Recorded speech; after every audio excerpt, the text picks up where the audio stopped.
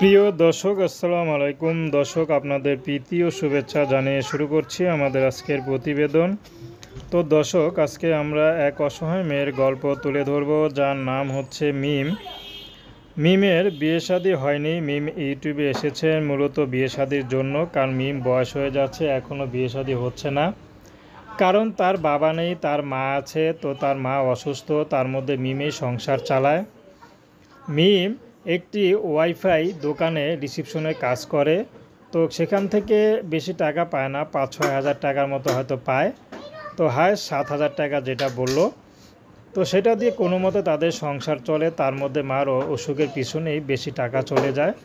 এর মধ্যে মিমেরও বয়স হয়েছে, কিন্তু যৌতুকের জন্য বিয়ে হচ্ছে না। তো মিম চাচ্ছে ভালো একটা জীবনসঙ্গী, সে বিবাহিত হোক বা বয়স্ক হোক, তাতে কোনো সমস্যা নাই। যদি মিমিকে সব কিছু বুঝে শুনে দায়িত্ব নিতে পারে, মিমের অতীতে সব কিছু জেনে মিমের দুঃখ কষ্ট ভাগ করে নিতে পারে, তেমন পুরুষ পেলে মিম বিয়ে শাদী করতে রাজি আছে। তো মিম বেশি পড়াশোনা করেনি।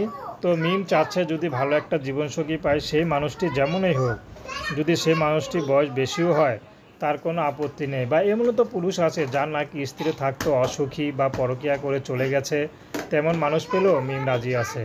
তো প্রেম, ভালোবাসা, সাহায্য সহযোগিতা, বিয়ে শাদী করা একান্ত আপনাদের ব্যক্তিগত ব্যাপার। আসুন আমরা 5 ওয়াক্ত নামাজ পড়ি। আসসালামু আলাইকুম।